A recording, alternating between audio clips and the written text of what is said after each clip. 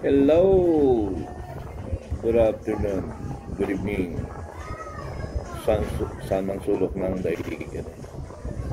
Pag-usapan naman natin ang walang katapusang comment pagka-appoint ng ating bagong PNP chief na si General Torre. Karapat-dapat ba siya?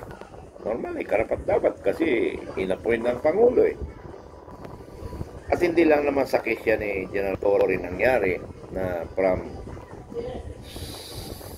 2 star, 1 star to 4 star.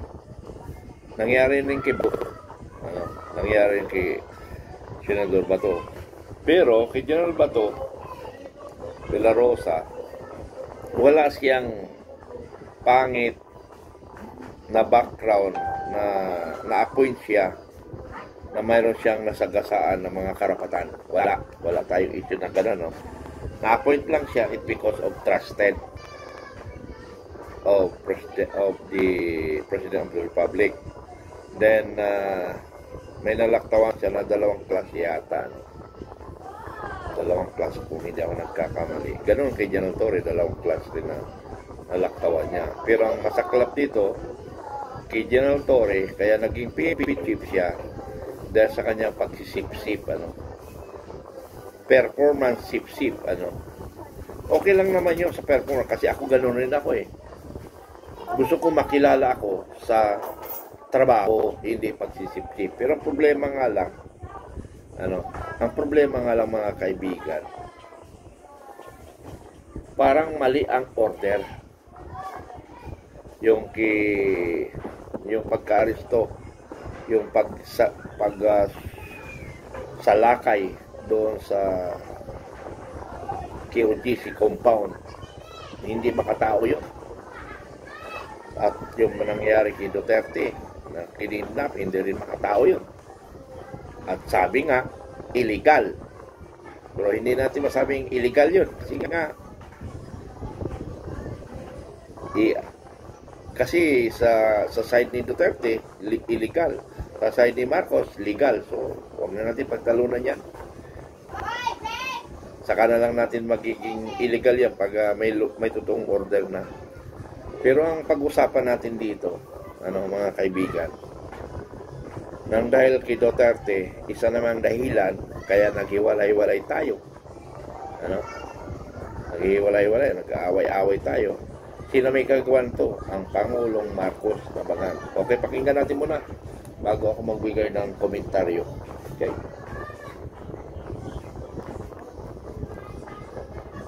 Bulletin tungkol sa pagka-appoint ni General Torre as GPP. May reaksyon tungkol dito si Senator Jinggoy Estrada. Medyo nakatikim ng maanghang na salita itong si General Torre kay Senator Jinggoy. Ito po, title ng article is "Not a Good Choice," says Estrada on arrogant Torres appointment as PNP chief by Del Nazario, May 31, 2025. Senator Jinggoy Estrada on Saturday, May 31, expressed his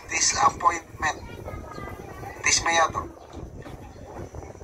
over the appointment of Police Major General Nicolas Torre III as the new PNP chief, as he called the incoming top cop arrogant, and at the same time questioned his qualifications for the role. So, baliktad ito sa pahayag ni Senator-elect Panfilo Lacson na deserving daw si General Torre as GPNP. Although hindi niya masyadong kilala, sabi ni Senator Ping Lacson, naririnig lang daw niya na fair, decisive, and mission-oriented si General Torre. Kaya sabi niya, deserving. Ito, baliktad kay Senator Estrada. Not a good choice. Arrogant. Okay.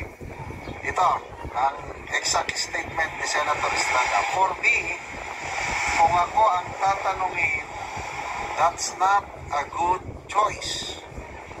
Ngayon lang tayo magkakaroon ng napaka-aroganting chief PNP.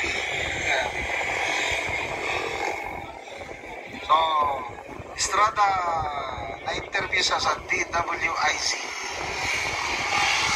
Estrada openly questioned Torres' achievements, rhetorically asking if his record, yung accomplishment pa, ano accomplishment ni Torre para gawing chief PNP? Kaya tanong ni Senator Jinggoy, kasama ba yung record niya, accomplishment niya, yung arrest of KOJC leader Apollo Quiboloy and former President Rodrigo Duterte. Dito mo makikita talaga na mahal, may pinagsamahan itong si Senator Jinggoy na PRRD. Talagang pinipinsa niya si PRRD. Salamat po, Senator Jinggoy. Asked if he thought this earned Torre the top PNP post or if it was a reward of sorts for what he has done, Estrada said, "Your guess is good as mine." Ano ba? Reward ba ito ni Torre dahil sa pagka-aresto kay Quiboloy and PRRD? Your guess is as good as mine. Galing. The senator was also asked what he expect from Torres' leadership. Sabi ni Jinggoy, I don't know. That remains to be seen. If he will continue to be, if he will continue his arrogant ways in governing the police force, I don't know what will happen. Tinanong, ano ang mensahe niya? Ito, matatawa. Ano ang mensahe ni Senator Jinggoy kay Torre? Sabi niya, hinay-hinay lang, huwag masyadong mayabang. Estrada frowned over the declining public trust in the PNP. He recalled that the force ratings were hacked again during his father, former President Joseph Estrada's administration, especially under then PNP chief and now Senator-elect Panfilo Lacson. Ako, agree ako dito. Panahon ni President Erap, Chief PNP si Lacson, grabe, unti-unti nang bumabalik ang tiwala ng taong bayan noon kasi stricto si General Lacson. Tandang-tanda ko yung policy ni General Lacson kasi uso noon ng malalaking tiyan na pulis. Kaya sabi niya, waistline ng pulis, it should be 34 inches. Ang hindi makaabot ng 34 inches, out ka sa servisyo. Wow! Kaya kami rin sa Armed Forces noon, nagsimula, halos parehas, time ni General Lacson as PNP chief yung 34 waistline. Kasi may mga sundalo rin noon na malalaki ang tiyan. Yan, sinimula namin. Grabe ang physical fitness test na nangyari. Kaya unti-unti nawawala yung mga sundalo na malalaki ang tiyan. Kasi pag hindi ka makapasa sa physical fitness test, ayan, tatlong klase yan sit-up, push-up, and 3-mile run. Pag hindi mo may pasa, bigyan ka ba na isang tsansa? Pag hindi ka nakapasa, tanggal ka kahit official ka pa. Meron akong kaibigan, PNP graduate, dahil hindi niya naipasa yung physical fitness test, tinanggal. Ganon. Kaya, ganon kadisiplinado ang PNP, panahon ni General Lacson. Kaya, agree ako dito sa sinasabi ni Senator Jinggoy na mataas ang trust rating ng PNP panahon ni Estrada, President Erap, General Lacson. Ngayon, I don't know. But let's give General Torre the benefit of the doubt. handa daw siyang sumunod sa kahit anong utos eh. Yan ang description ni Secretary John Vic Ripol sa kanya. Para daw siyang pitbull, bulldog. Matatakot na daw ang mga, sino matatakot. Dahil nandiyan ang PNP chief na handang sumunod sa lahat na kahit alin mang utos nang nakakataas sa kanya. Eh paano kung ang utos hindi tama? Susundin pa rin. Yan ang question. Okay, salamat mga kaibigan sa inyo. Okay. Bigay. Nakatulong. Okay, bigay opinion ko rin, ano? Opinion ni Senador Estrada at saka opinion ni General Lacson. So, magkaiba sila kasi si Lacson ay naging PNP chief. So, alam niya yung may pakiramdam siya. Pero kay Senador Estrada, hindi naman siya naging PNP chief. So, ibig sabihin, kanya lang yun, observation niya bilang isang matagal sa gobyerno na naging mayor, so alam niya yung paano patakbuhin ng polis, ano. Pero magkaiba sila kasi nga iba si Lacson, nag-PNP chief pa si Lacson. So maaaring totoo ang sinasabi ni Lacson. Estrada naman, ang nakita ko lang doon is arrogant. Totoo yun. So yung sinasabi rin ni General Macanas na because of General Lacson, yung wish line 34, ang EFP sumunod, hindi. Ang amin, matagal na rin ang EFP. Ang EFP, wala silang pakialam sa katawan. Ang pakialam nila kung makakapasa ka. So normally, yung malaking tiyan tulad ko, may pakialam sila. Ewan ko lang, inisip mo kung malaking tiyan ko nun. Palagay ko hindi rin eh. Nung siguro mag-retired na ako, yun, maaaring malaking tiyan ko. Pero, ang tanong doon, nakakapasa ako ng physical fitness. Pinapasa ko yan. So, kahit malaking katawan ko, kaya ko ipasaya. Physical fitness. Okay, balik tayo sa pagka-appoint ni General Torre. Wala tayong magawa kasi yun ang gusto nila at naka-reward talaga yun. Kaya lang, based sa record na nasundan ko kay General Torre, yung person na ingrata doon sa kwan. Naging provincial commander ka, ayaw ka papuntahin sa Calbayog City. So, paano yun? Hindi ko malaman kung bakit personal ng grata ka sa Calbayog City. Maaari siguro namulitik ka. Kaya ganon siguro may one-sided yung naging decision. Kasi ang alam kong Calbayog noon, may problemang malaking politika sa Calbayog City. Nagpapatayin doon. Siguro one-sided si General Torre, kaya ganon siguro yun ang dahilan. Pero malaking insulto yun. Biro mo, police ka, commander ka sa iyong area, ayaw ng local government sa'yo. Yun nakakaya. Pangalawang na monitor ko siya dito sa Quezon City, o doon sa Quezon City, o naging pa sa Eastern Command, na medyo may palpak siya doon, kaya nag-resign rin siya. So yun ang monitor ko sa kanya, na may mga kapalpakan ng kanya mga pagpuposisyon. Pero yung sa talino, kasi base doon sa nabasa ko, katalino daw si General Torre. Ang lahat ng mga PNPA, PMA, matatalino yan. Because na-screen sila properly. Hindi sila matalino kung bumagsak sila. Pumasa silang lahat sa entrance . Ako nga, hindi ako nakapasok kasi hindi nga ako matalino . Hindi ako pumasa entrance sa PMA. Kasama ko noon si General Talgo, pinupost niya pa ako noon. Pero hindi talaga kaya ng aking utak. Pero bumabawi ako sa trabaho. Kasi kung ikumpara mo trabaho at saka matalino na hindi naman nagtatrabaho, ay saan ka doon? Matalino nga, hindi ka naman nagtatrabaho, nandoon ka lang sa aircon, wala ka rin natutuhan. Ako babad ako sa field, doon ako nagbabad. Kasi yun ang talent ko, babad.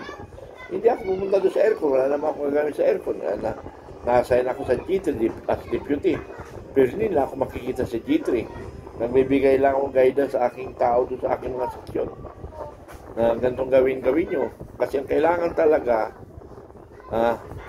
see the battlefield. If you want to be a effective leader, see the battlefield. Yun ang tandaan nyo lang. Alam naman ninyo yan, lagi nyo nababasa yan, nasa principle of leadership yan eh.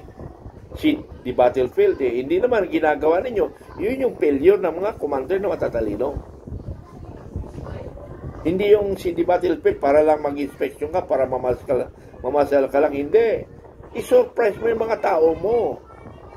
Anong ginagawa nila? Pero as tube staff, siguro maaaring hanggang division level, magkaroon ka ng katulad yung ginawa niya General Palparan. General Palparan, umabot sa mga detachment ng biglaan eh. Kaya minsan, nagbubulagaan kami, nagkakasalubong kami, iniikot namin yung iiwar namin. Ako naman kasi noon is TACPO officer, SOT officer, CMO officer. O, tatlo yung hinawakan ko. Para lahat yung pang-field eh. Na? Yung SOT, kailangan makita mo ginagawa ng mga tao mo. Yung CAPCO officer, management. Tingnan mo yung mga detachment. Pero hindi mo pakialaman, diskarte ng commander yon. Pero yung commander sa puntahan mo, yung CMO, at least nakikita mo ang kung magagaling yung mga SIPs operator mo. Sa SOT talaga, nanggagaling talaga sa division ang supervision. Nanggagaling sa division ng supervision ng SOT operation. Kaya ginagawa ko talagang man-to-man ko sila. So, ganun pa man, nang dahil sa ganyan, nang dahil sa inggitan, alam niyo, pag-appoint ni Tory, nagkaroon na ng problema, nagkahati na naman ng Pilipino. No? Sabi ng mga pro-Marcos eh, sabi niya, magtain ng blade, yung mga dutae, sabi niya, iiyak na naman yung mga dutae, mga DDS, gano'n eh, parang insulto eh, no? Parang ang nangyari, awayan tayo, politika awayan, pati yung mga Pilipino nag-awayan. So which is hindi maganda. Ay, sino nagsimula niyan? Ay, di si Marcos. Si Marcos Bangag ang nagsimula niyan. Pilit niya paghatiin ng Pilipino. Alam niyo kung sa totoo lang, kung walang iya si Duterte, hindi makakapasok ng Marcos, kung walang iya si Duterte. Pero ang si Duterte, sa kanya, pinapakiramdaman niya na hindi magagalit ang taong bayan sa kanya. Ayaw niya ipilit yung gusto niya kung ayaw ng taong bayan. Katulad ng revolusyon. Magre-revolusyon sana tayo eh. Bakit natin alam yun? Kasama ako doon sa revolusyon eh. Nag-organize kami. Once nagkaroon ng revolusyon, ako ang mayor ng Antipolo. Yun ang nakadesignate sa akin. So, as OIC lang yun. As OIC. So, actually, naka-plaster na yun lahat eh. Ang problema nga lang, ayaw ni Duterte na maging walang iya. Pero kung ginawa ni Duterte na maging walang iya siya, kasi nga, yung pagwawalang iya, ilang araw lang naman yan, malilipat yan. Tingnan mo, sa ginagawa ng Marcos, winalang iya niya lahat ang Pilipino. Tingnan mo ngayon. Parang naging normal na sa Pilipino natin na nakawan tayo ng nakawan. Wala na nga natira sa kabanatay. Ngayon, nasusunod na naman tayo ng pera. Mangungutang na naman daw. Ayun yung problema. So, yun lang. Yun lang gusto ko parating sa ating bansang Pilipino. Sana maging maganda ang patakbo ni Huwag ka na maging arrogante, General Torre. Huwag ka na maging arrogante, General Torre.